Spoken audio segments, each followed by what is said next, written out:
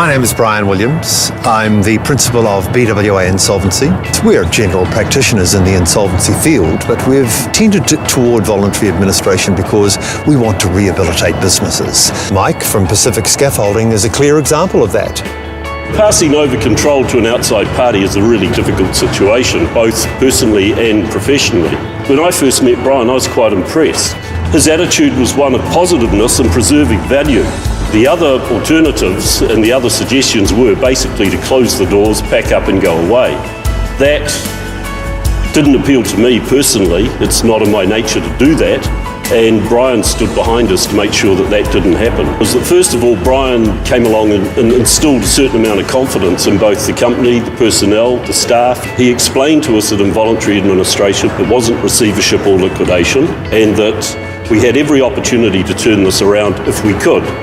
That enabled us to restructure the business, change old work habits, because it was effectively, if you like, a new start.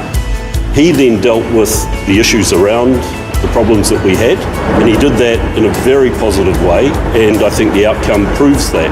Yeah, one of the major things that we did, we changed our workforce from working basically for wages to actually introducing a piecework system for them, wherever possible. It's probably increased their income by anything up to 30-40% a week.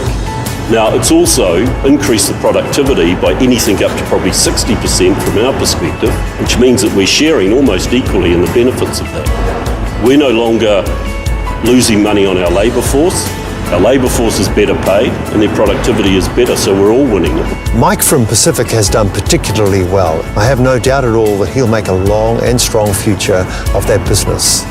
Another good example of BWA's involvement in the restoration of a business is Cartoon in Ponsonby. It was run by a chap who had no idea how to run a business. In fact, he never worked in it. I was brought in from Brian to assist him with the mechanical side of the business, because while he's very good at the administrative side, running a workshop was possibly something new to him.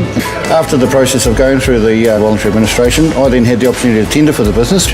From going through that process with Brian, I knew that there was no issues I had to worry about to be involved in buying it, because everything was so straight up. It took some 2 years to restore it, but he was diligent in his efforts, so too were we, and every time I drive past that business I think, well, we were a part of that. If the business can survive, we will certainly make it happen. We will put all of our resources into that business and show them the way that it can survive.